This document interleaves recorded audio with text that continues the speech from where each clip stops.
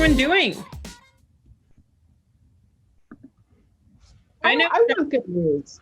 you have good news or you want good news? I want someone to tell me something good. Sean Brown. I was just going to say, I guarantee Sean has something. My news isn't new. It is good. It isn't anything new. I have my first listing and it'll be June 3rd is the target date, but that's not new per se, but it is good. That is very good. I didn't say new, I said good. And that is good. Well, that's amazing. Love that. How'd you get it, Sean? I think you told us, but remind us. Yeah, it was it was a sphere of influence, but the biggest part about it is I think it was on L3, we did the challenge. It was like a 15-day new agent challenge. So you had to call like 200 people. The reason I say that is because I contacted this person quicker than I probably would have gotten to them if I'm being honest. And that person said, "Oh, hey, aren't you a realtor? Hey, I'm going to be relocating." And I'm like, am I getting punked right now? Is this real?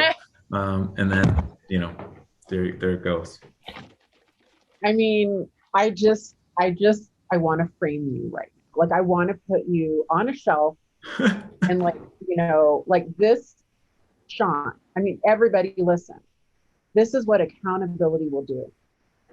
This is what happens when you go outside of your comfort zone. Sean just admitted it. He probably wouldn't have called them, right? He would have been, like, because you're normal, you're human, Sean, by the way. And, none of us would make those calls unless there's like a 15-day challenge or there's someone saying, go make those calls, which is human nature, right? Oh, I love that. Yep, it was pretty shocking. And then they're like, and in a year, my mother-in-law is going to follow us and move too. And, she may need some help. So I was just like, wow, okay. So we'll see how that goes, but we're positioned well. I'm seeing a familiar Chazon, Shell, Annalise. Is it Annalise? I keep pronouncing names wrong. Annalisa. I'm going to ask you again. I know. Annalise. I'm sorry, but I will ask you again rather than mispronounce it. Oh, no, that's good. I've got some good news. I am closing my first one tomorrow. They're signing today, so hopefully we'll close tomorrow. And then there's 2 more closings following in the next 10 days. Oh, and wait, didn't you just start in January? Yeah. Are you kidding me right now? How did you get them? That's incredible. They were actually all 3 from open houses. And then actually just from my direct network, I'm busy with buyers, but we've lost 2 contracts already, multiple offer situations, but hopefully we'll put in another one tonight and see what happens. Right. Annalise. I'm blown away by that. And I'm so proud of you. That's exceptional to do that. And all from open houses. I love it. Annalise, real quick, which part of South Africa are you from? I'm from Johannesburg area. Yeah. Yeah. What about you? Are you from Joburg? As well. Oh. Yeah. Yay. Nice to hear that accent somewhere else. Exactly. Sorry. And congrats, by the way.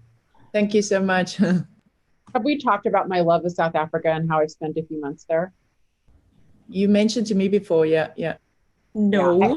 And I haven't been, of all the places, right? The one place everyone's been is Joburg, and I have not been there, or Kruger.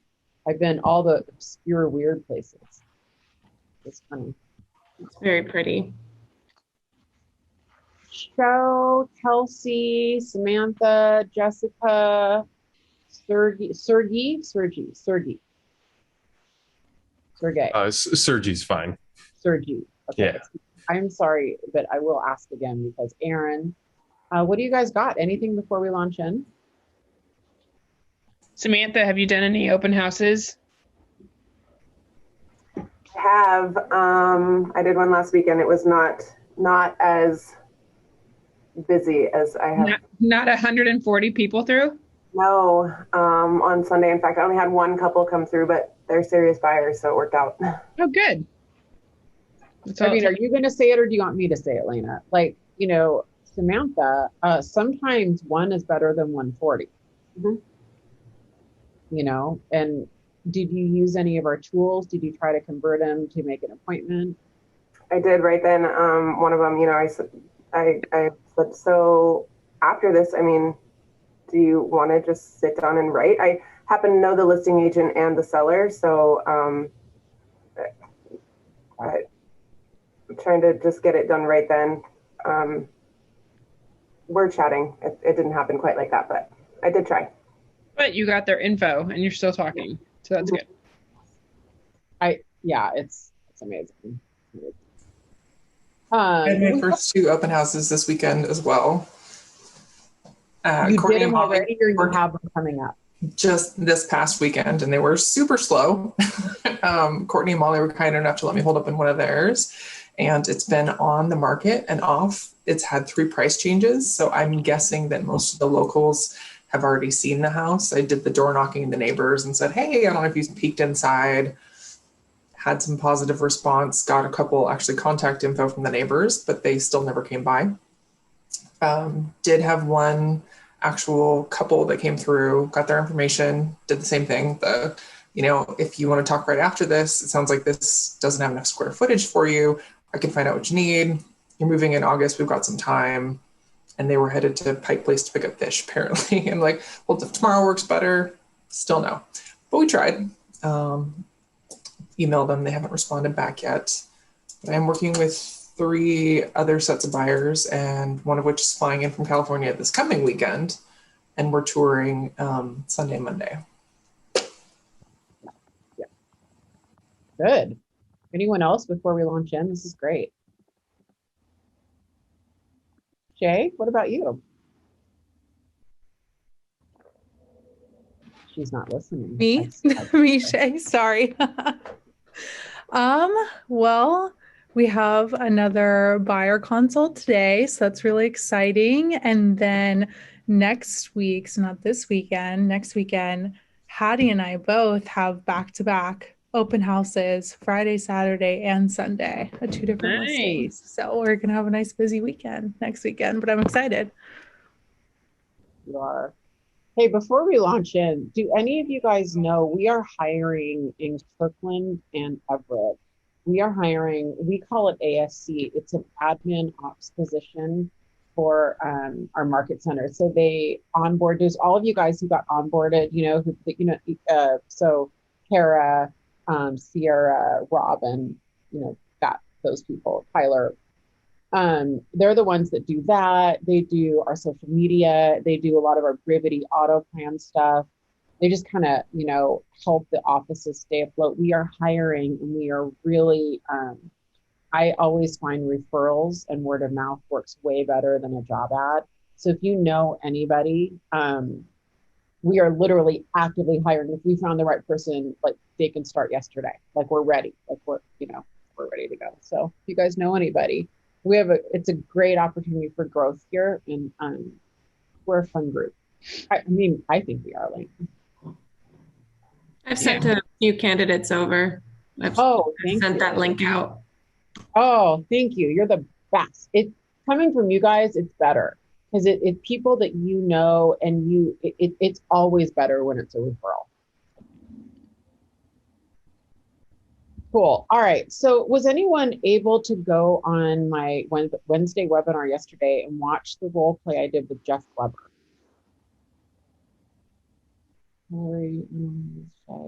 Okay. I highly recommend it. It was very, very good. And then was anyone able to see my role play with Ryan Gregg I did? When did I do that one? Like a month ago? 2 months ago? Was anyone able to watch that one? So Ryan did Ben Cuny's listing presentation. Jeff Glover did Jeff Glover's listing presentation. And so we're going to do mine today. So you really have the opportunity to now, kind of be a fly on the wall and eavesdrop, if you will, on 3 top agents listing presentations, right? Which I never had when I got started. I don't know about you, Lena, but I didn't get to see anybody's listing presentation. I just had to show up and figure it out. I mean, I went to trainings, and they kind of tell you what to do a little bit. Like, Ignite can kind of tell you what to do, but no one can really tell you what to see. How did you get trained to do a listing? And Hattie put the links in just so everybody knows in the chat. How did you get trained to do a listing presentation, Lena? I started on a team.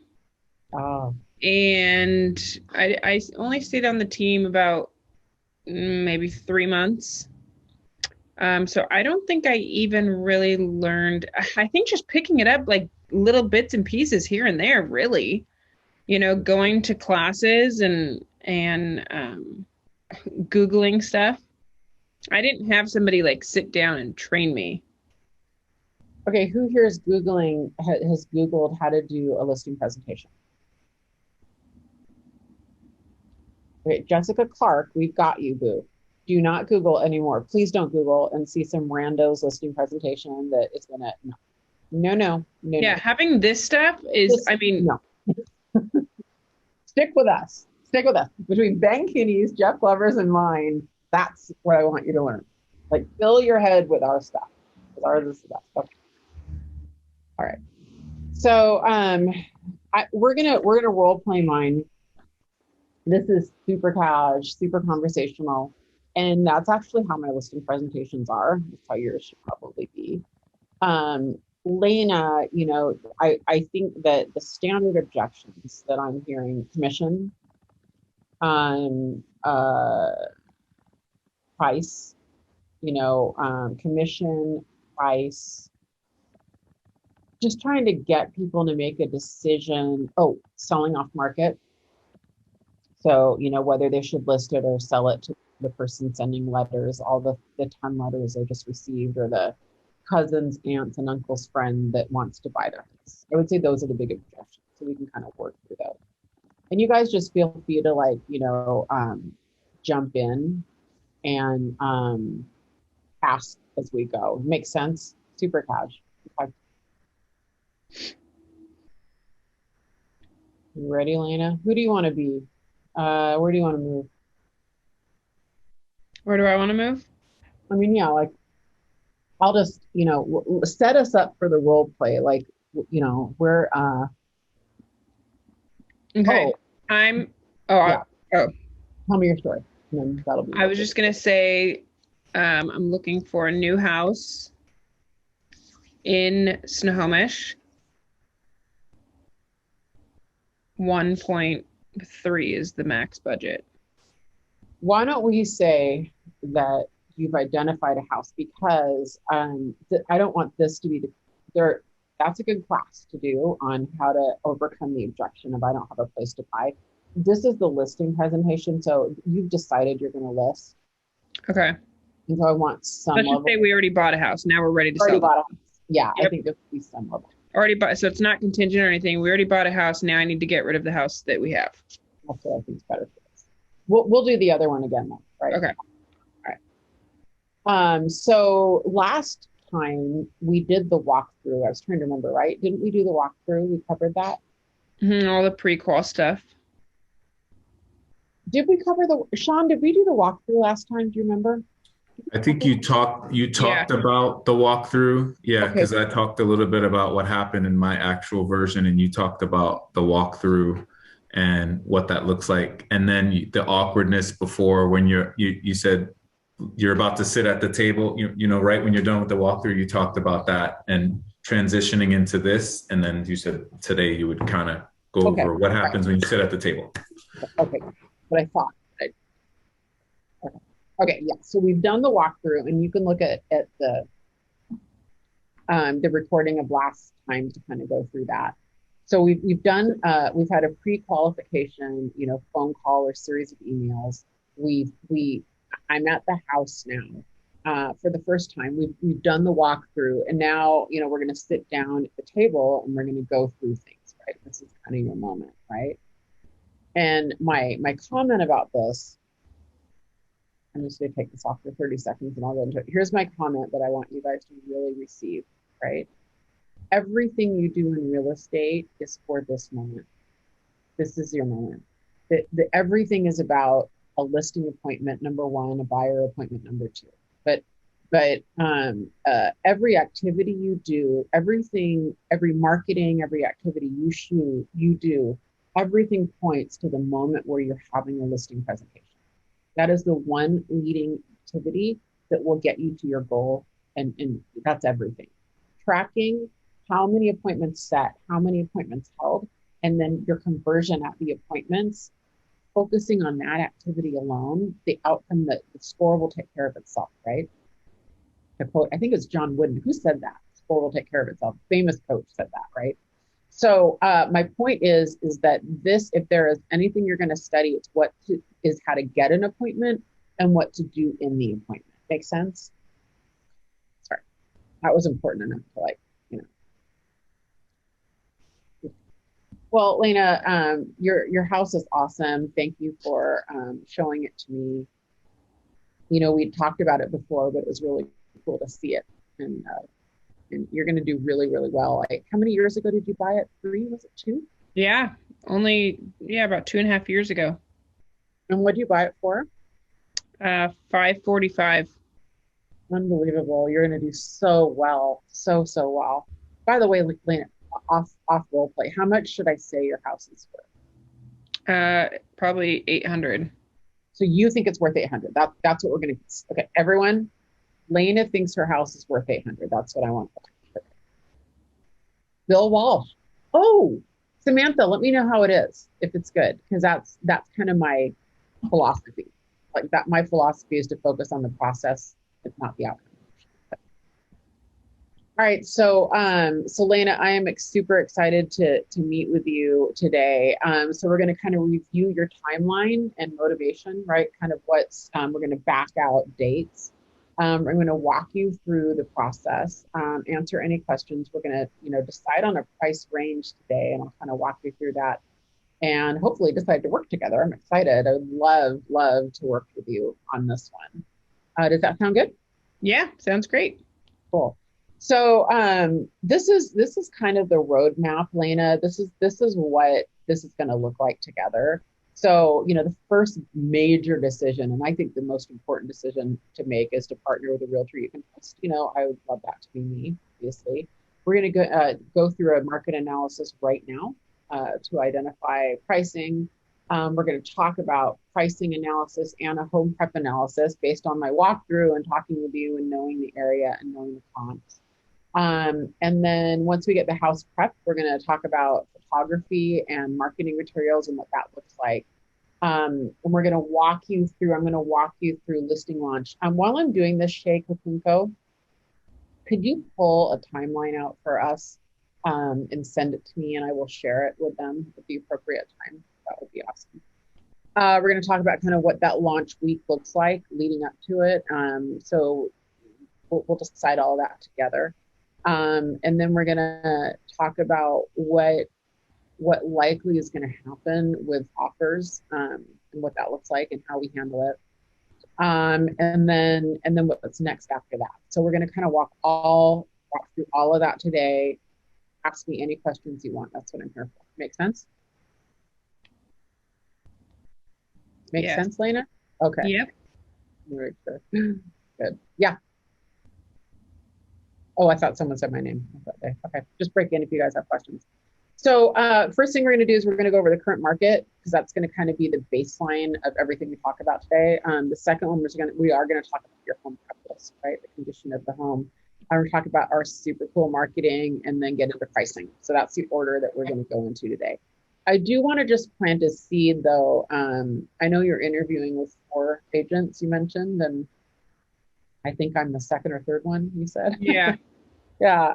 So I did kind of want to find out a little bit more. How are you going to know when you find the right agent? What are you looking for in an agent? Your history on what you've done in the past and what you're going to do to get this house sold for the most. Yeah. Okay. So history, what I'm going to do. So marketing. Mm-hmm.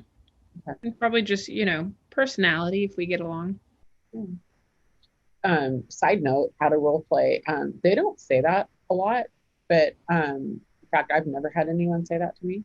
Oh. But I say that to them.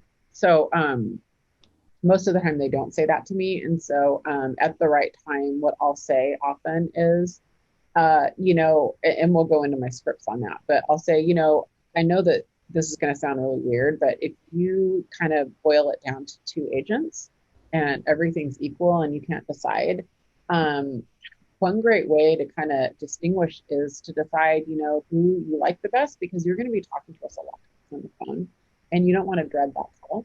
And so if you really, you know, have two that are almost equal and you kind of just enjoy talking with one better, that's sometimes the best choice for you.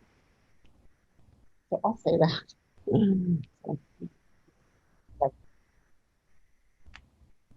Okay. So Lena, would it be okay if we just spent a few minutes on the market? I know that that sounds really boring, but it's super important for me to kind of show you on paper what you're probably hearing and seeing about the market. Makes sense? Yeah, I definitely want to see the numbers because everything's crazy right now. Yeah, so what are you hearing about the market?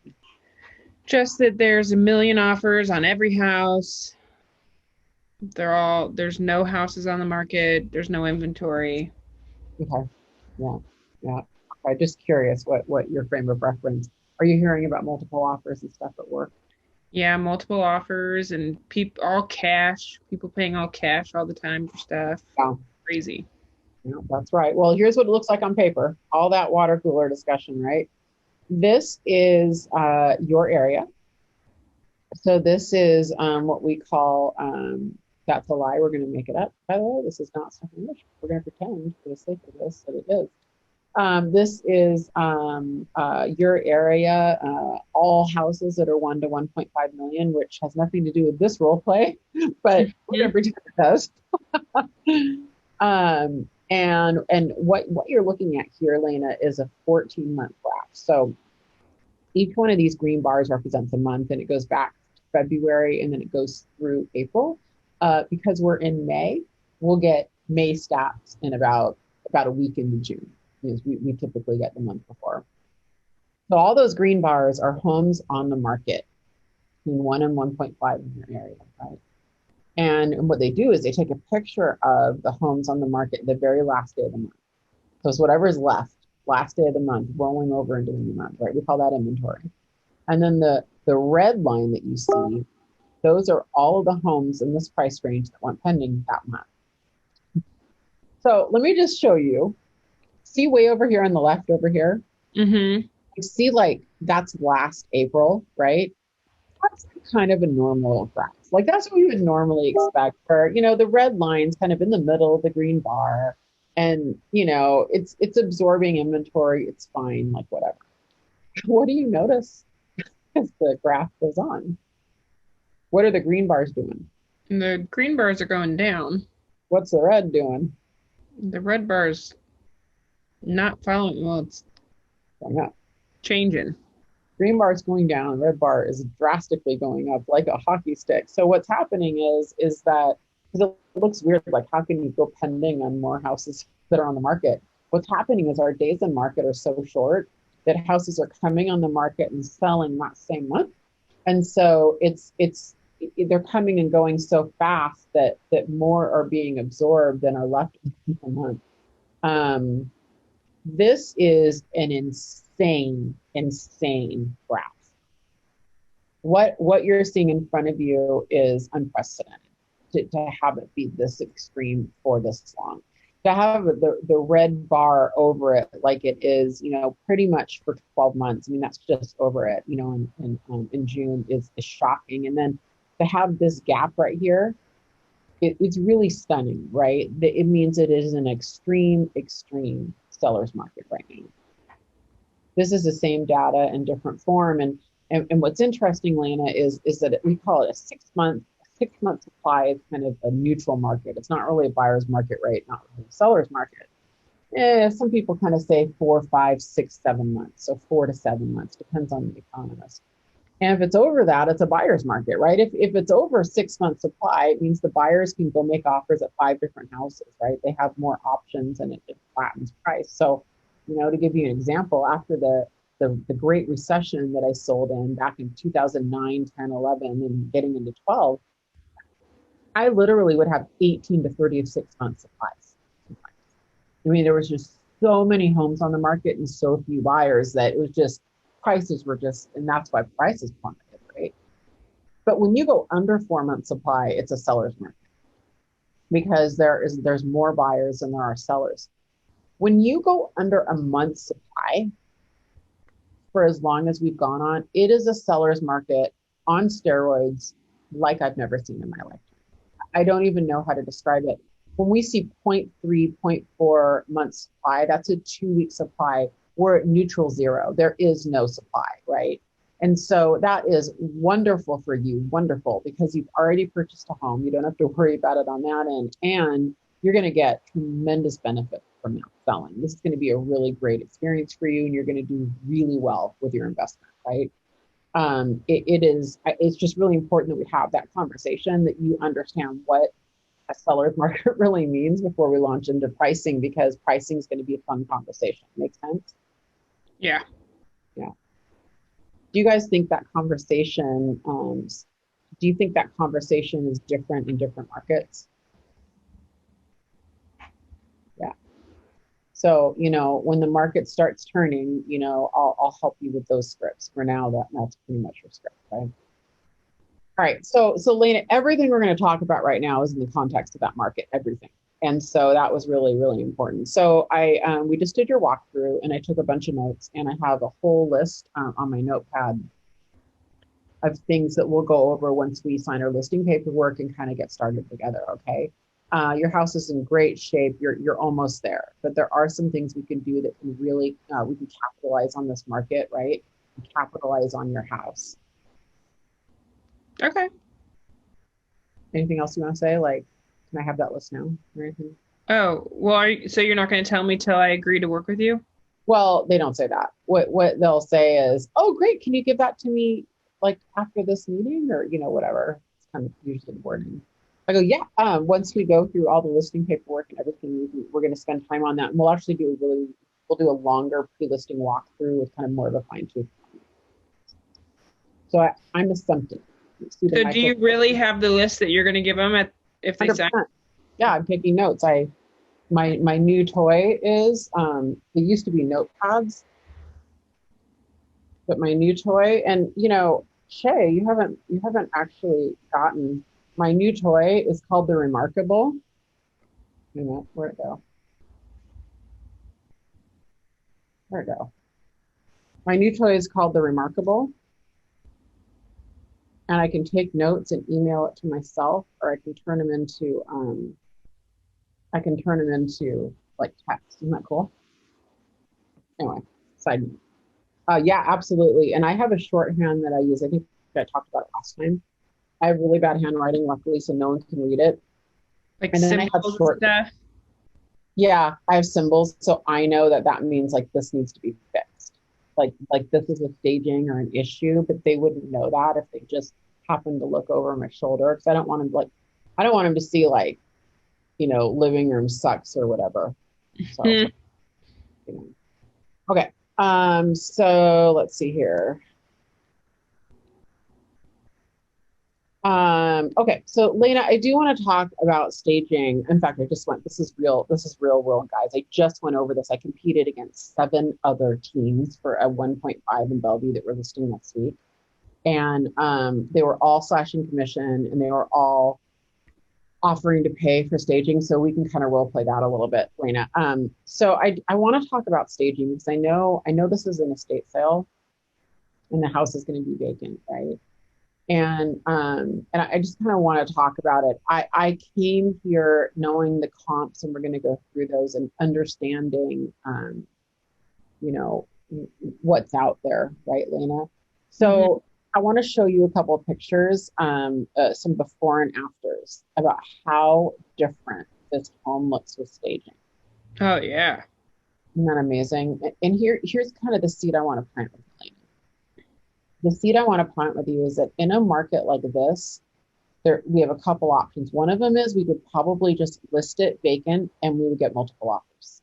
We would probably get a whole bunch of offers, and you would think I was great, and I might think I'm successful. What I know is I can get you even way more money for your home if we invest a little bit in staging. I guess why I'm bringing this up is because I know that you shared with me the reason you want to sell this home is to fund your special needs sisters, really the rest of your life. This is the legacy, the asset that your parents left, to cash out, to fund her, and to take care of her. And I think to honor that and to be a good steward of the asset, we should pause and take a moment to talk about how we're going to maximize every single dollar out of this for your sister. That's really how I feel. I feel like your money is my money. And by the way, that's a real conversation. And so, I think I knew I got the listing at that point, but I'm not sure. But then I'll tell you a second thing I did. And I competed against all brands, all brokerages on that one. And they are paying for staging. So here's what I want to tell you about staging. I know that you said you're interviewing 7 other teams, and I know that you said that a lot of them are covering staging, right? I understand that. I can almost guarantee you the kind of staging that I think we need to do to maximize the asset, they are not going to throw in for free. The kind of staging I want to do is going to be $6,000 or $7,000. It's going to be really expensive. And I can tell you right now, it will make the difference of, I'm guessing, between $25,000 and $50,000.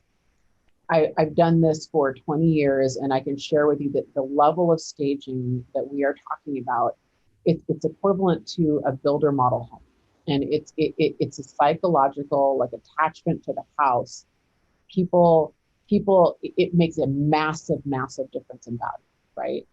And what I want to share with you is that I could throw in staging for free. I have a warehouse. I could throw it in for free, and it wouldn't be near what we need. It just wouldn't be. It wouldn't be serving you well. Does that make sense, Lena? Mm-hmm.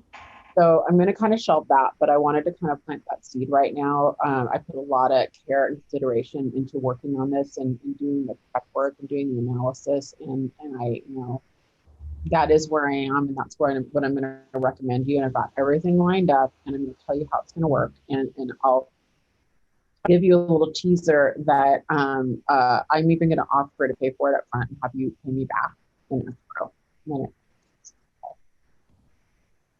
All right. Okay. That's exactly what I said to them. Let's go into marketing. You mentioned to me on the phone, you mentioned to me on email, and you mentioned to me just now, marketing is really, really important to you, right? Yes, very, very. Yeah. So, so briefly, marketing in, 2021, even though this chart's old, is all about the internet, as you can imagine, right? We're at a stage where really there's some charts on here. I'm going to show you 99.9%, 100% are going to see your house on the internet. The first exposure they're going to have is price. Second's going to be photos. And part of what makes staging important is the photos, right? It all kind of goes hand in hand. Yeah. So, so because of the internet, what I can share with you, this says 43% internet. Let me explain to you a little bit. 100% would use the internet in their search, right? What this is talking about is people coming onto a website and discovering a house, right? Most of the time, well, the second source that we have,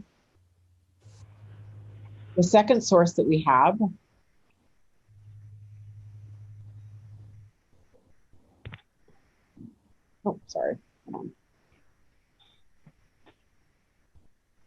The second source we have is real estate agents, and the real estate agents are emailing them the listing, right? So if you add that up, that right there, 75% or so, 70% of all buyers are going to come in some shape or form from the internet, either because they're on a listing alert or an e-alert from the real estate agent or from the MLS, or because they just came across it on the internet, right? So make no mistake that whatever their original introduction to the house is, they're going to go on the internet anyway to look at, right? So really, really briefly, we're on over 500 sites when you add all of our syndication together. Because we're Keller Williams GPS, which is our international group, we are all over Asia. We have our listings translated, Lena, into Chinese. We're on Fang.com, the largest website in Asia. We now, our luxury listings, which you qualify for, we're going to be on the Wall Street Journal.com, which is a massively visited portal, really big portal. And we have, because Keller Williams is the largest real estate company in the world, we have agreements with almost every major real estate portal and vendor. And so if there's premium placement available, we probably have it. That's kind of the benefit of working with big. What websites are you kind of looking on right now? In like looking at houses? Yeah, like when you look at real estate, is it what website? Zillow. Zillow and Redfin. Yeah. Yeah, we optimize really, really well for Redfin. We're almost always their hot listing. Almost always we play really well in the sandbox with them, and we fill out their forms, and we help optimize ourselves on Redfin, and we do extremely well on Zillow. We typically get bumped up to premium placement for our affiliation with Keller Williams, and we just perform really, really well on those. But I think, Elena, marketing's great, and we have great marketing. You can see a certain percentage of people will just drive by. I kind of want to spend a few minutes, though, differentiating us from everyone else. You're getting 7 presentations. How is the marketing? Is it pretty good? Is the marketing? Yeah. My guess is that my fellow real estate colleagues would have really good marketing. My guess is that typically you have to tell me if you're interviewing multiple people, usually you probably narrow down to a couple of us. Is that fair? Yeah, I'd say I have the top 3 contenders. That's usually me too. Just FYI, they might say 3. Oftentimes they'll say 2, and I just assume I'm one. So, that's pretty typical, Lena. I mean, our single property website on Brivity is beautiful. Our photography is beautiful. I've worked with my same photographer for over 15 years. We do gorgeous drone photography. We do full saturated photos. It's beautiful. And my stager is really the #1 premium stager in the area. My hunch is my fellow colleagues and I all have really good marketing. I would like to share something with you, though, that I have found, and that is a lot of those marketing vehicles that you're getting shown, that all the agents are coming and presenting, a lot of them are billboards in the desert. And what I mean by that is the #1 consumer complaint right now is that the listing agents are not calling them back. The listing agents are getting barraged with calls, they're getting text messages, and they're not calling people back. Without a back-end conversion system to take all of that marketing and to try to convert that interest into a written offer, what good is marketing? Yeah.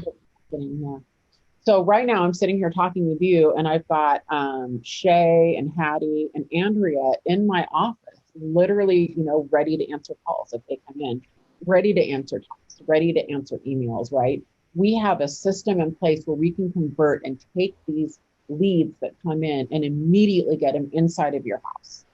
We are motivated to sell our own listings, and I don't trust anyone else besides us, right? You hire me to sell your home, and so I have to ensure that I have a whole system in place. It's going to take all this beautiful marketing that we do and bring it home and ultimately get feet in your front door, right?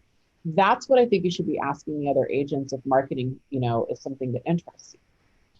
And what I would kind of share with you, Lena, that most people don't get is I think everyone should be making their decision on real estate agent, especially in this market, not on marketing, but on negotiation. If we're all doing really good marketing, you have to ask yourself who's got a back end system that's converting these leads, and then who is going to be amazing at leveraging this market and negotiating it for you.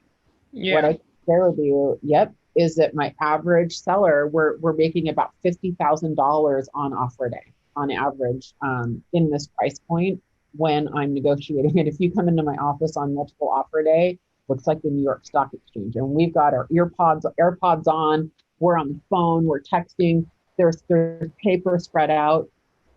It is go time, right? And what I know is a lot of my colleagues don't view it that way. They're overwhelmed. They're not necessarily equipped to handle multiple offers. and they're just taking the high offer. What we do is we take those offers and we build one over the other, and we make our clients a ton of money, and that's what you're paying for. That's what you're paying for.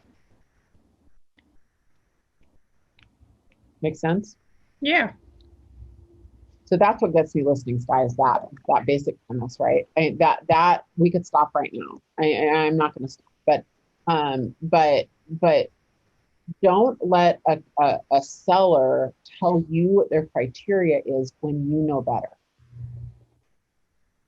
right? And as you guys do this long enough, you will realize that it's not marketing. It's representation and negotiation. It really doesn't, right? And I wouldn't worry about it, guys. If your confidence isn't there yet, you have enough people to help you. I'll help you. Your productivity coach. There's enough people to help you around here. You're going to be fine. Because you're here and you're worried about it. If you're like, oh, I don't have that confidence, then you're going to be fine. It's the agents who are not concerned about it and don't actually understand that that's important and they're not focused on it that aren't fine. Does that make sense? So I talked about the team and the conversion. Before we go into pricing, Lena, is there anything another agent said that they would do that I forgot to mention? No, just nothing that you didn't cover. Okay. So let's talk about price. I'm pulling it up right now. Let's talk about price. What are your thoughts on price based on what you've seen? I've been seeing similar homes in the area go in the 700 range. Mm-hmm. Or listed the 700 range. Do you guys mind if I use, because I just did a listing appointment on Sunday. Can I just use that one? Yeah. Literally, I have the real estate. So what I do is,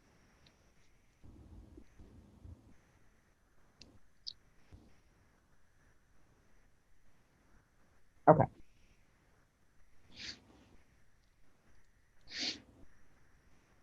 Give me a second. I'm just gonna hide them because I don't want to get mailed first. Okay. So let me just show you super quick what I said. Oh, never mind. I guess I pocket this a minute ago. So, okay. Okay. So basically, this is what I do in situations that I really want to be on my game. I show up with this. This just helps my brain work. It's just the way I am. I'm not clever. So what I do is I have a list of all of the comps that are in their cart, and then I have notes right here. So they don't see this. This is my copy, right? So what I'm going to role play right now with Lena, I have that in front of me. So what if they can see your screen? Do you like? That is printed out. Thank you. That is printed out. And what I do is I take my computer and they are seeing my screen. So I'm going to show you how I do it. You don't have to do it this way either. Like I'm kind of, whether this is the best way or not, I don't know, but I'm just going to show you how I do it. That's all I can do, right? Okay. Okay. And you know what? I don't know why it's showing me. I don't know about the screen. Sucks.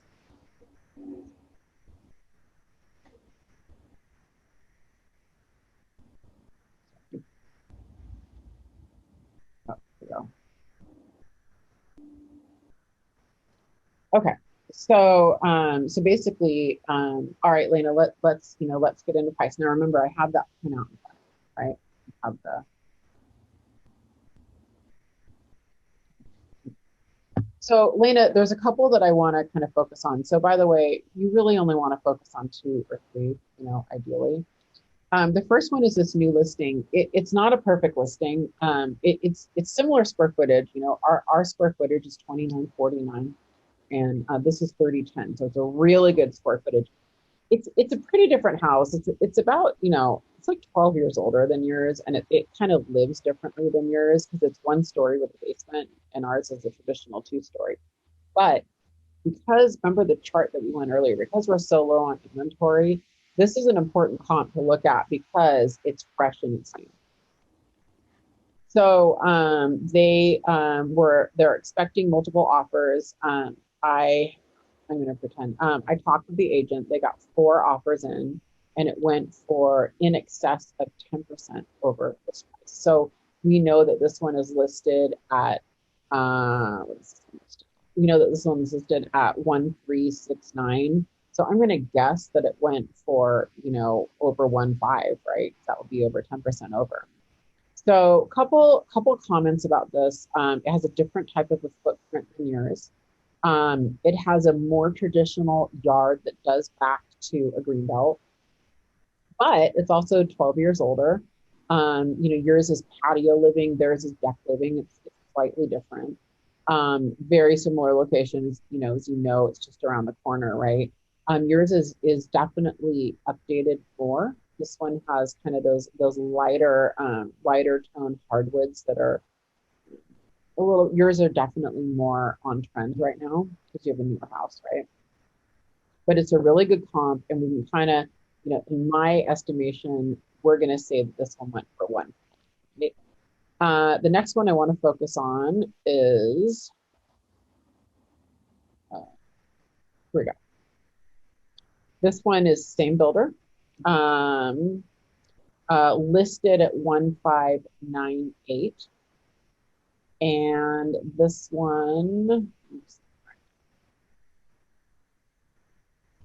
sold for in excess of, they also had 4 offers, I recall, and it went in excess of 4 offers. I talked to the agent. He said they could have gotten more, but he was kind of shutting people down because he was hearing numbers that weren't even in the ballpark. So probably could have been more. And then we would go through it. This one, I do want to kind of show you this one. This is an interesting one. This was listed at 1.785. It's way more, so it's 300 more square feet than us, right? Similar lot size.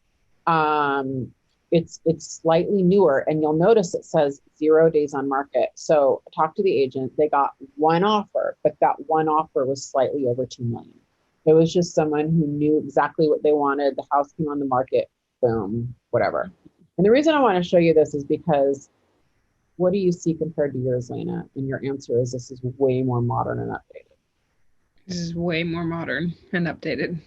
Yeah, exactly. Yours is great. This is probably the end of this. Right? This is practically brand new. Right? Practically brand new. So this one sold at 2, and it was listed at 1,785, right? So when I took a blended average, Lena, of all of these listings I went through, they're going for about 115%. So about 15% over is a blended average. The highest one went for 22%. So what kind of pricing have you gotten from agents so far that you've been meeting with, Lena? Are we doing the pricing? All over the place. That's what I'm seeing a lot. It's all over the place, right? Yeah, some below what I would think, some a little bit higher. Yeah, and in defense of my esteemed colleagues, it is all over the place. There's no way to know exactly what you're going to get. So we're all looking at the same data. And I can share with you that I've got their backs. It is, anyone who comes in and definitively tries to tell you, exactly how much it's going to sell for, no one can know. No one can know. So here's what the reason I kind of shared that my strategy, my multiple offer strategy.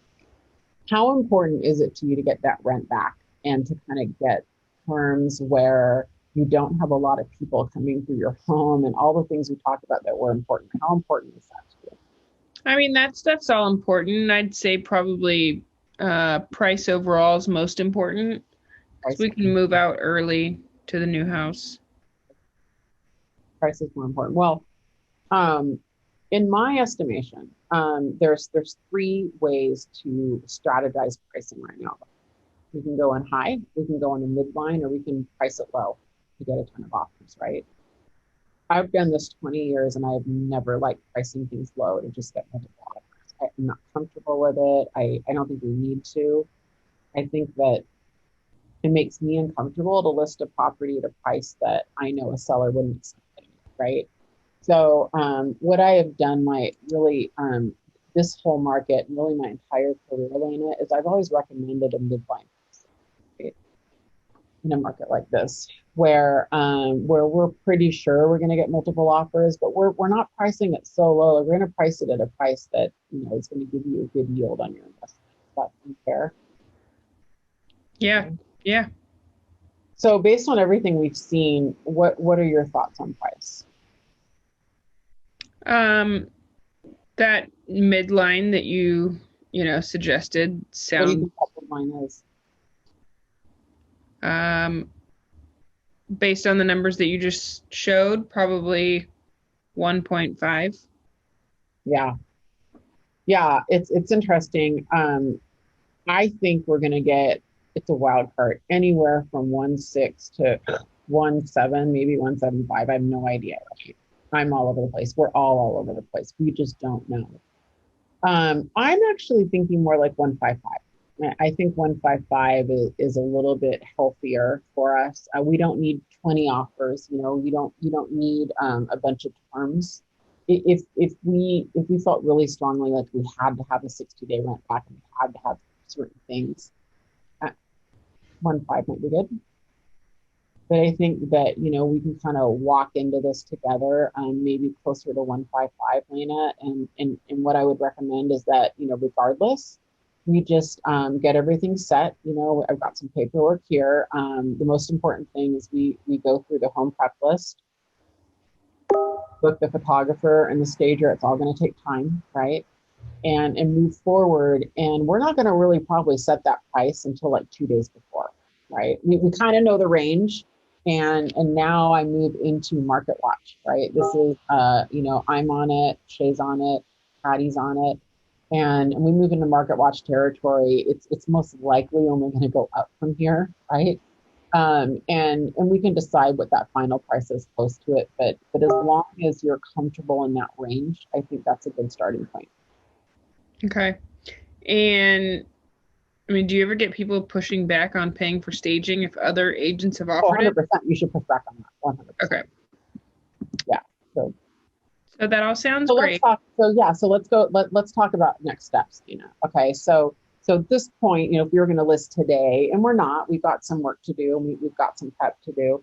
We're going to list today. I'd recommend 1.55 with a sales price from 1.6 to 1.7. Maybe if we're lucky, a little over. So now that I've seen the house and I've confirmed that is in fact my pricing recommendation, the first thing I do is I'll go have a net proceeds to seller sheet done for you with a low, mid, and high. So we'll send you one for 1.6, 1.65, 1.7, and that's going to. Yeah. Do you not have that ready at the meeting at the end? I don't. No. That's gonna be every single every line item of selling costs you're gonna have. At which point, what do you think the next logical thing for them to say is? This is when they ask me what my fees are. What I charge. Yeah. What do you get paid? Okay, so we're in a training session. Is anyone here not from Keller Williams? Do we have any guests today? All right. Y'all know, has anyone taught you that we're not allowed to talk specific commission numbers unless we're all in the same company? Jeff Glover and I probably were on gray area yesterday, by the way. Okay.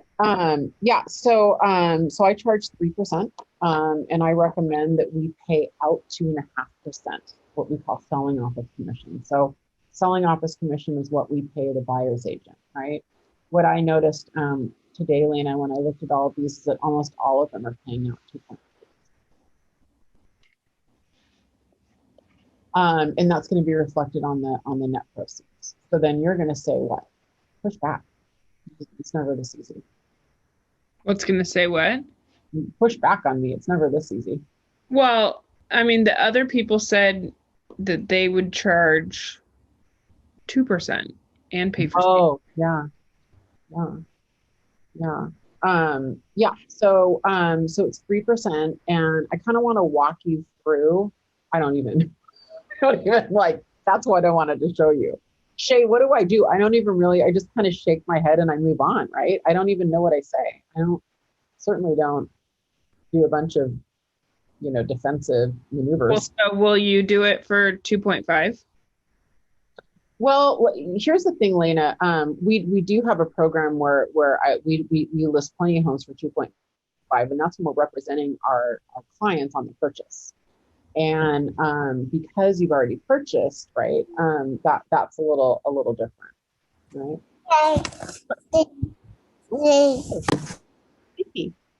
Okay, so can we walk through staging? Because I know that you mentioned that a lot of the fellow agents are paying for staging.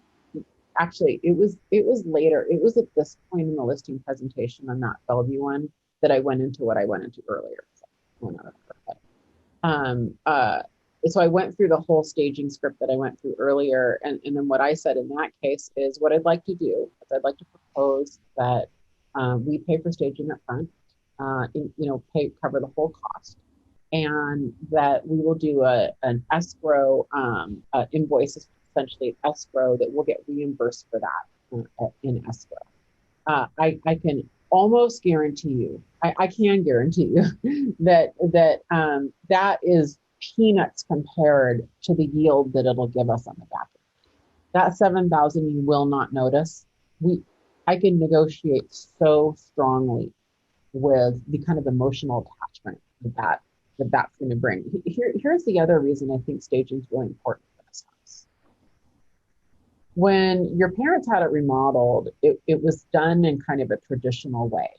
Our competition in this area is a very, very modern and contemporary, like, rebuild style, right? That is definitely the trend right now. Gray floors, white quartz, painted out white cabinets. And this is kind of cherry. It's a little bit, traditional. It's really important that the staging we do is going to kind of, we're doing a transitional staging. It's what I recommend. It's going to kind of pull it into a little bit more of a modern aesthetic. And it's going to help people think that the house is a little bit more modern. And it's going to make them willing to open their checkbooks more, right?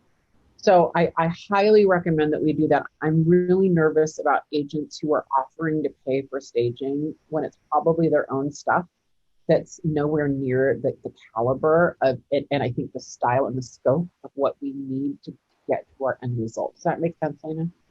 Mm-hmm. What are your thoughts on all of this? Does it sound good? Yeah, it sounds good. I'm still just a little bit, the 3% and me paying for staging, while other people, I just feel like maybe they could still also sell it for a high amount right now in this market. Is that the only thing that's concerning you right now? Or anything else? I like everything else. Okay, so if we can come together on commission, then you're comfortable moving forward. Yep. Okay, perfect. So remember to isolate the objections, guys. So for $1.5 million house, I would either keep pushing for it, or I would shelve it. Sometimes I'll silo it. I'll go, hey, why don't we silo that for a minute? Because I want to show you what it's going to take to do it. What I do a lot of the times now, guys, too, is I'll do a sliding scale. I think it was 1/6 in this case, but where I'll say, I'll tell you what, I will completely cover staging if we sell the house for under X. How does that sound? And then if we sell the house for over X, then we can do our arrangement where you reimburse me. Does that sound good, Lena? Yeah, that's actually, I like that. Basically how I got this system, right? So Lena, I want to show you a sample timeline because I want to kind of walk you through how much work we're going to do in advance of the home listing. This is a real timeline. we had already talked on the phone, as you know, a couple of times. And so this is kind of our yellow brick road for listing right now. So we're going to back it out. So as you know, we're gonna aim for, obviously you can miss this day, but we're going to aim for a list of Thursday the 13th. And I often walk them through our whole multiple offer program and what that looks like. And we can go into that next L3. But I, it is not unusual for me to be at a listing presentation with clients while they're filling out paperwork, simultaneously texting my vendors and lining them up right then and there. Ask Shay and Hattie, they've seen me at it. Literally, the client's there and I'm texting carpet guys, bright guys, painters, contractors, and it's happening in real time, and I'm confirming dates right then and there. So that's kind of what we did here. And so I would walk you through this, Lena, and we would kind of start making decisions together. This is the kind of assumptive closes I do. And so by the end of it, when they see A, they feel guilty that I put this much work in, and B, when they see me actually setting appointments and literally pressing the easy button, they're not just hearing me say we're going to be an easy button, like it's happening. It's usually not hard to just get that 1A signed. And what I do is I have them sign just the listing agreement. And then I leave the Form 17 with them, and then we do the rest of the paperwork via Authentic Sign. Full disclosure, I went to a listing presentation Sunday. I tried to close them and they did not sign. And I don't know if I'm going to get it, but I certainly tried. I tried a couple times. I tried to isolate. I couldn't close them. So who knows? But that's really what it looks like. The comps are often emailed to them ahead of time through Brivity CMA. So a lot of the times the conversations are, hey, did you get those? You got all the comparables? Great. We're going to really just spend time on 2 because those are what really matter. Maybe 3. It's usually 2, maybe 3 for me. Trying to think what else. Shay, Hattie, did I miss anything that I do? Nope. And that's pretty much it. And then I ask when I can follow up. So if you're not going to sign, Lena, then I would just kind of say, great. Then what I'm going to do is I'm going to head back to the office. I'm going to send you net proceeds. Because of course I had to see your home in order to get that final price. I'm going to send you whatever we talked about, right? And then the next steps would be, we just need to sign that 1A. All the other stuff can come later, but that's the important thing so that we can start booking photographer and more importantly, getting this in our schedule and starting to work towards all the things. Okay. Do you just use the price for the net proceeds that you kind of based on? A low, mid, and a high. So in this case, I did a 1.6, 1.65, 1.7. So 3 net proceeds sheets to show. Always 3. Yeah. And Sean, the reason I don't bring it with me, there's a couple reasons, is number one, I really genuinely don't know the price. Sometimes I'll bring it with me. Like it depends. Like if it's a condo, there's sometimes I'll bring it with me, but I really don't. You hear that? Number two,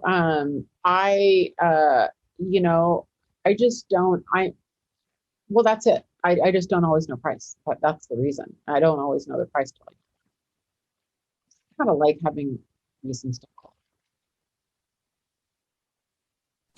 In my case, well, our team does bring it, but it was like the biggest thing they were waiting for, regardless of everything else I said and did, and they were all in. And then it was like, okay, but what, because they wanted to know the price that we would recommend. And based on that recommendation, how much are we going to make? So that was kind of at least my one example. Yeah, I can walk you through on Sunday. They were asking about that too. And I said, yep. I said, I'll send you a whole line item, but the really quick answer is it's about 9% all in to sell a home. So you can do some super quick math in your head. So, and that's commission, excise tax. depending on your price point, that's actually gone down because of our new Washington State excise tax. So in the lower price ranges, that's probably more like 8% now, because it used to be a flat 1.25% excise tax, and it's changed now. And you guys all know how to use the net proceeds on the MLS. If you don't, you go to, that is super important to know. Really, really super quick. I think it's really important to give this to your sellers. So really quick, you log into, the Numals, and then you go to financial tools, and you go to sellers net proceeds, and you say, you put in the price, you put in your listing. Oh, sorry, 3,000%. That would be a lot. Oh, great. Okay, yeah, you put in your listing. You might put in staging reimbursement, right? 7,000, right? Whatever. If you've asked them how much they owe, you put in how much they owe, and then you press print, and then it prints to a PDF. And that's there. That's it. And here's what you guys have to know. That you put yourself in the eyes of a seller. That's a lot of money. Right? That is what they're seeing on these, right? So I think that's part of the other reason, Sean. I want to try my very hardest to convert them and get them to sign listing paperwork and then give them this. And that's a deal. That did happen to me. They saw that right away. It was like boom, boom, 2 numbers. They asked the question right away. It seemed like this large number. We dealt with that objection because the bottom number of net proceeds was so large, but it happened. Yeah, it did happen right away. I can give you a couple scripts for that. You're going to have a data bank of scripts for that, because that's like your new life, like battling your commission, right? I mean, to a certain degree, but a couple scripts on that. Number one, one of my favorites is, Lena, real estate is an expensive asset itself. It just is, right? It's not like stock. It's not like we day trade real estate, right? It is sold, relatively infrequently. And, there are many, many more costs involved than just commission, right? It is just one of those assets that is an expensive one to sell. The good news is we've had incredible appreciation in our area. You're going to do really well, and it's a really good ROI. That's one script. The other script that you guys have probably heard me say is my accountant story. And I use this one a lot. So, Lena, I completely understand that all those other agents were 2%, and I am 3%. Sometimes I'm 3.5%. I have a 3.5%, a 3%, and a 2.5% program. In this case, I'm effectively offering you the 3.5% package at free, by the way. Because that's the package that includes paying for staging. But can I share a story with you? Would that be okay? My story is that I had some clients come into my office, and we had multiple offers, and we listed their house at $690, and we were very, very pleased to learn that we had about 6 or 7 offers, and it equaled $727.5. We have these things called escalation clauses, and 727.5 was as high as we could get. What was interesting is the last offer, they were willing to go up to 755. The problem is we didn't have an offer to beat. So the only offer we had to beat was at 725. That's what got us to 727.5. They said, we'll beat the best offer by 2,500 up to 755. So I was in a pickle because, I think that these clients would have come in and been thrilled from 690 to sell their house at 727. I think they would have been thrilled, right? And I think, 99% of agents would have just stopped it there, right? But I didn't. I started working and calling down all the agents that had showed the house. And finally, I got a call back from an agent. This is a true story, by the way. Got a call back from an agent, and he said, we just showed the house. My clients love it. I think I texted him because I saw that he was at the house. That's what happened. that we finished the showing. They love it, but I see that we missed the offer review. The offer review is a couple hours ago. Would you wait for us? And I said, well, that depends. I mean, I have 7 offers in my hand. I'm not going to wait unless I get a verbal that it's going to be 750 or higher. Otherwise, I'm not going to wait. And he said, hold on. Okay, wait. And I said, okay. And they wrote the offer. So my clients come in. They have 2 kids. They had their 2 kids in, and who my kids went to school with. So they were like elementary age at the time.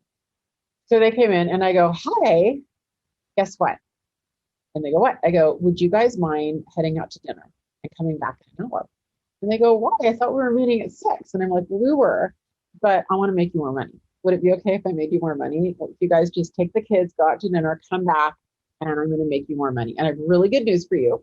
When you go to dinner, I just want you to know at dinner, this is a good news conversation. We have multiple offers. They're like, oh my gosh, okay, wow, okay. I sent them away, true story. And they left, and I got that other offer, and we ended up selling it for $752, right? So I made $27,500, Lena, in about an hour, about 90 minutes. What I want to share with you is that's the kind of thing that happens behind the scenes. That's the kind of negotiation I'm talking about. That's exactly why you pay me 3% and everyone else too. I can tell you right now that 1% of 690 is $6,900. And that I made way more than that, right? In that moment, right? That is the kind of thing that you should expect from me. And the best way to look at it, Lena, is you pay an accountant to save you money, right? So by paying an accountant, they're actually saving you money. By paying me a commission, I am going to make you more money. I know it sounds weird, but it's true. And that's really what this is about. It's about your net. It's about what you're going to net, what you're going to walk away with. That 1% is nothing compared to what we're going to do for you. So that's probably my best. I go into a whole accountant story too. I have a whole accountant story. Like that's what you should say every time to make it clear to people. The accountant? I mean, just that, and that they're paying you to. I always use like the Redfin example too. They're like, oh, I'm only going to pay 1% with Redfin, and it's like, well, Redfin's going to take the first offer that they get because they don't care how much they're making, or they're paid salary, so it doesn't matter to them. You're going to negotiate on their behalf to make them more money. Yeah.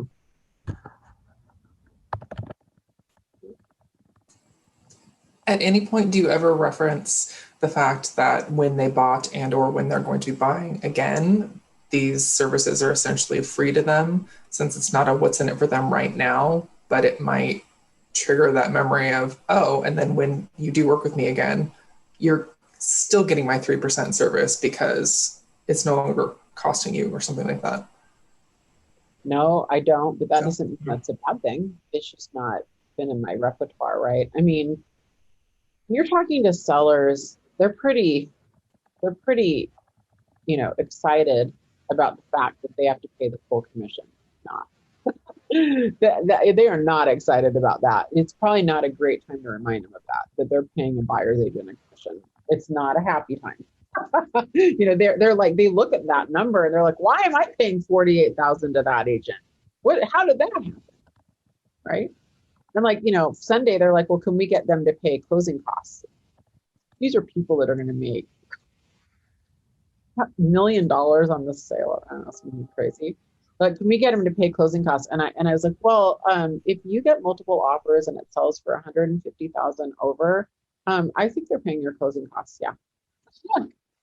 Like, we can format it any way you want. Like, okay, let's say 15,000 towards closing costs and 1.4 million, 885,000 over. Like, you know what I mean? Like, it's like sometimes they're not in the right mind here. And here's another funny thing. Fun fact. When you're hired as a buyer's agent, you are a service provider for that exact reason, Shell. Like they're not paying you. You represent Disney. You are the Disney mom and dad, right? Like, you're like, I'm going to get you a home, and you're not even going to pay. It's great. And then it comes to the fairy godmother. Magical dreams. All of a sudden, Shell, you're representing the biggest asset they have, and they're way more hard-assed about it. Let me tell you. Like, that's why it's a way different skill set to be a buyer's agent and a listing agent. My husband still doesn't like listings to this day. He's been a real estate agent for as long as 20 something years, right? He much prefers buyers. Happy place. The buyers are happy place. So, Awesome. What else? What are your thoughts, questions? What did that sound aggressive to you? We should talk about that, Lena. That my personality type, like my scripts do not always translate. I would say Jeff Glover and my scripts are both a little aggressive. So if that made you go, ooh, whatever, part of that is me mirroring and matching the other person. It's some of it's my personality style. So you can take the concepts of what I teach and like soften them, if that's... I didn't think that you sounded aggressive at all, actually. At least during this right now, I didn't. That's how I talk, but I think of myself as more of a coach. I think of my sales style as more of a motivational coach. And you just sounded knowledgeable. Mm-hmm. Yeah. What are your guys' thoughts? What's going through your head?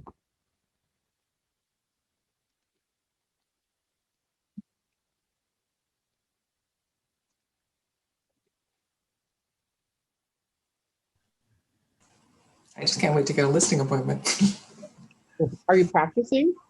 Are you ready? Not yet. I was supposed to do script practice with two amazing folks who I think are still on this call. But I woke up with a sore throat yesterday and couldn't talk. But we're going to do it again.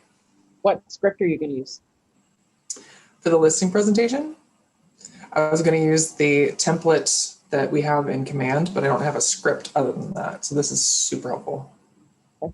So do we have Ben can use the script for his? It's on the link tree, I believe. Oh, it's on our link tree? That's the presentation, but do we have the actual script? Script exists. We may not be picking that up. I can dig it up. Yeah, I think we do have the script. It's not a bad one to memorize, right? You'll find, I mean, you're not going to show up and robo-script it. Yeah.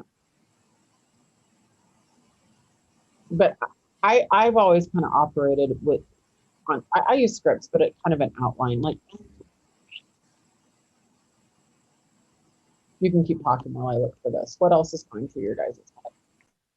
That was a positive thing. Like that got you excited. There are some people here that are not excited for hearing it. So they're a little freaked out. There's some things I said, and I know what they are, but I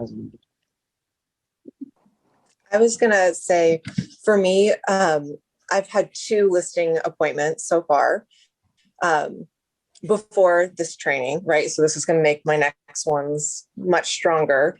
But after the presentations, both of them decided that they didn't want to move forward yet because of the fear of selling their place, having all this money, but then losing all this money by having to buy another place in this market. Like they were afraid of becoming a buyer after getting all this money. So now we're just kind of waiting for them to kind of figure out what they wanted to do. And I'm still in touch with them, but I was just wondering if you've experienced that yet, or if you have advice for that. It's the number one thing. That is the number one objection, period, end of story, right? So the best advice I have for you is if you think you're going to get hired, and it's just more a matter of, by the way, I would arguably call that a CMA appointment, not a listing appointment. Okay, that's fair. Do you remember I was talking about the difference last time? Were you there? Yes. Yeah. Yep. Yeah. It's on the cusp, right? But they were kind of talking to you to get information to decide, And so those are amazing appointments, Hillary. Those are my highest conversion. Actually, they're actually a higher conversion than a straight ahead listing appointment. And the market's already shifting, and it's going to shift. It's not going to be forever. So your goal will be to follow up.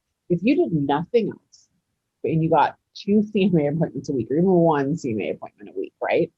You do nothing else but stay on him. And here's my advice: get him into homes, get him viewing homes, right? And then you're updating him on value. Like make that is your half of your full-time job right now is lead genning. The other half is follow-up. And follow-up can be previewing new listings. Right? Today's Thursday, so Thursdays and Fridays, most new listings come on, right?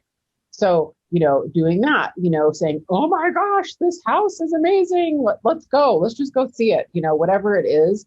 And then constantly updating them on their house by putting them on market reports, going, oh my God, remember that house we were looking at? It's sold. I talked to the agent, 7 offers. And this house that we saw this weekend, I think we can get it, but we can't get it until we close and sell your home. And I'm seeing more listings come on, and you just start having those conversations. So view your CMA appointments not as an event, but as a process. Okay. Right? Yeah, so it totally. wasn't one and done, like, okay, bye, you're done. You didn't get them, move on. No. That was like a really important step in the process. Yeah. Okay. One more thing. Okay. One more thing on that. Your sales cycle ends when you convert somebody to work with you. It doesn't end with a house. Let that sink in. So if that CMA got them to, even if they didn't sign anything, if it got them to mentally or verbally say, you're our agent, you're our person, you've actually closed the sale, so to speak. Right. So now you're really into, I would say you're 90% there, right?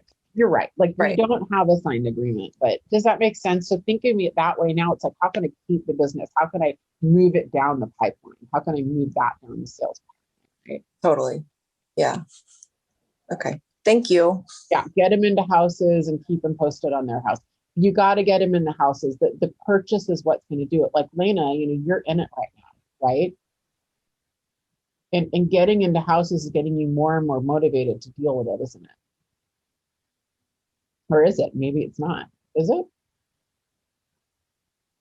You're muted. Yes. Sorry. That's okay. It's okay. What else is going through your heads? I'm surprised you guys aren't bringing up something that I thought. So I had a situation. I went on a co-listing. It was a friend of mine who was listing this probably $2 million home in Bellingham, and I actually teamed up with an agent who was a referral, Lena, Jen, and she actually went to you for coaching, I believe, on that situation. Lamp? Jen Lamp. Wow. Yeah, so I approached her and said, I want to co-list with you. I don't want to do a referral because I wanted to go through the whole experience. But we ended up losing the listing offer because, my friend's German and she's a high CEO personality. And because we had the lowest number, we kind of went in at like not giving an estimate around like maybe 1.9.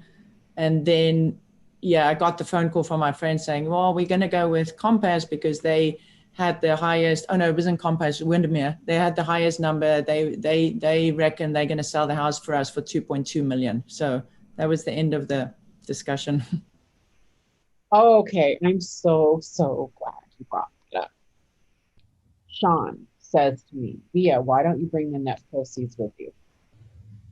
One of the most important things we can do at those listing presentations, especially now, is go in and have high emotional intelligence and a good skill set. We need to really hone down what they're looking for price or value, number one. And number two, we really have to hedge ourselves. I have lost a lot for that.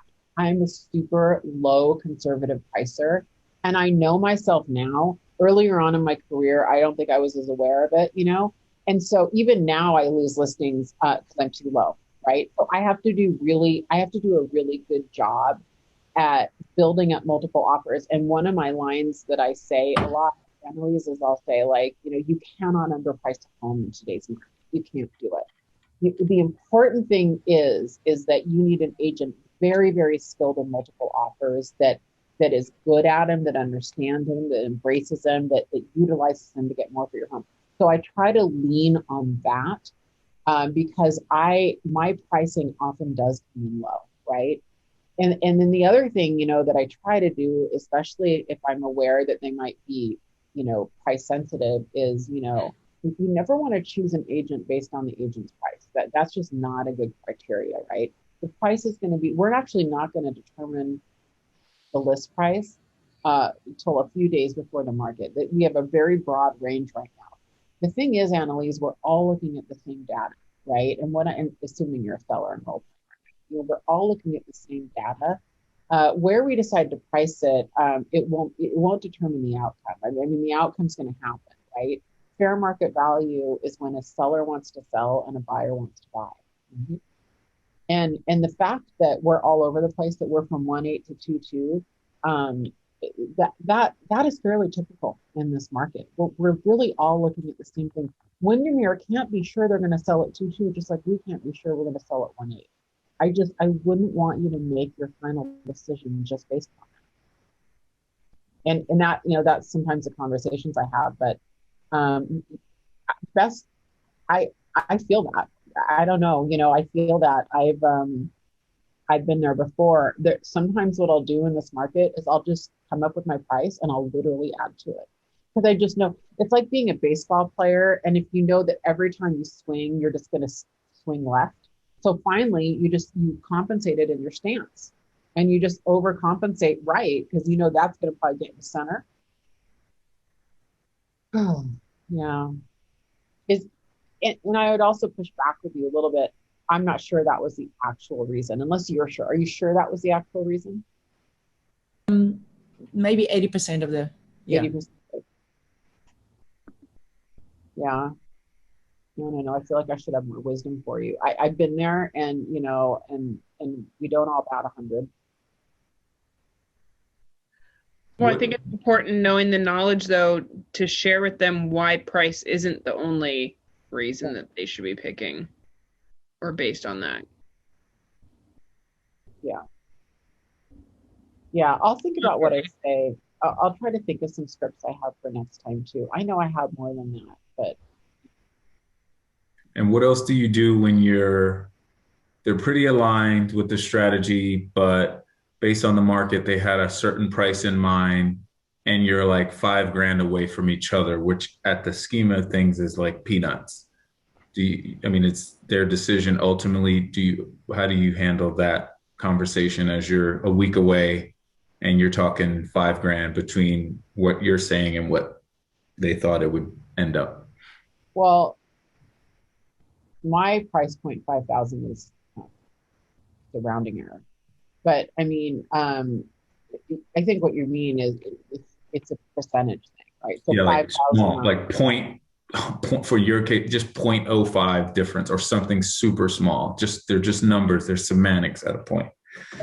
That's not, if we're that close, we're in agreement. Okay. But what I actually do kind of feel strongly with is that I do like to price on 0. Back in the day, if you talk to, I'm old.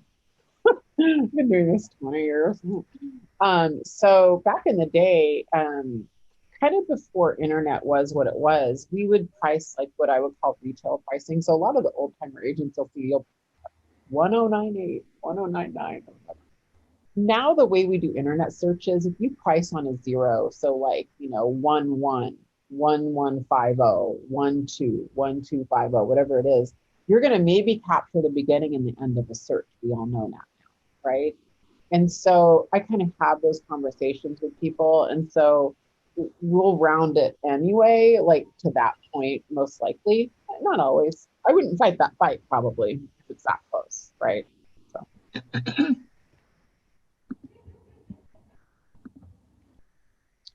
All right, guys. I don't know what we have next time, but thanks for coming as always, and thank you for being. I think what I love about this group is I look forward to this more than anything I do, by the way. And you guys are so engaged. I love being part of your journey. And it's interesting that the group's gotten smaller. Have you noticed? It's very normal. And you guys are the ones that are here in front of us. You guys are the ones that are going to crush it. You mark my words. 80% of agents don't make it past year 2. This is the group that we're all going to be together 5 and 10 years from now. We are. You guys are the go-getters and the ones. So, with that said, let's be sure that we're spreading the words, because I think that a lot of our new agents need this and they don't realize they need it. Vija, could I ask a real quick question before you leave? if you're speaking primarily to launching agents, most of them are not going to have the contacts or the wherewithal to offer the staging that you are doing. That's what I was just wondered if you. To say to me. Pardon? That's what I was expecting someone to tell me. So I'm just wondering if you have any guidance for them. Yeah, I didn't have it early on either, but I still felt really strongly about staging because I came from a new construction background and we had model homes. And I just got really good at having them pay for staging. I didn't even know that agents paid for it probably 5-7 years ago. My whole entire career, you know how you don't know what you know? I would just have my clients would be writing checks for like $4,000, $5,000, $6,000, and I didn't know it was any different, honestly. So I felt really strongly about it, and I just kind of would, explain to them how much more they'll get from their home with a little bit of investment up front. And if they couldn't, that's okay too. And I don't feel it's important. It varies per property, right? I feel strongly about it. And some properties, as you guys, I know you kind of know what I mean. Some properties really, really need it more than others. So actually what I was asking for was the logistics behind it. Not the argument, but how would you advise people to go about finding that that staging expertise that, in fact, let's just say will turn a 50s home into something more appealing to a millennial? Well, you orchestrate everything. They don't do anything. Right. You're handling it all. So, your office, you just kind of get in your Facebook group and ask who everyone's using. Text me, text any of us, so we can all share our stagers with you. Gerald and Melissa Overbeck have a great staging company in Seattle. Best. A lot of our agents use them. I use someone named Karen Savarich, KCD. Well, I always say KCD Design, but that's London, but KC Design. But I've worked with her for, 15 years, 16 years. So, there's a lot of really good stagers. And that's all orchestrated through you. I have an entire favorites saved of staging and one of photography when I go through my MLS updates in the morning. So just keep a running list. Yeah. And then the ones that I really like, you just ping the agent like, hey, who'd you use? Yeah, and if you guys ever want, I don't know if you guys all have my cell phone yet. Let me put it in chat. You should, if you haven't texted me, definitely text me who you are, so I know who's texting me. I'm happy to share any of my great anything, stagers, photographers, anything that I have. Just reach out. Your team leader, your broker, your Facebook group's really good too. ALC. Thank you. Thank you for bringing that up. I was waiting for someone to say that.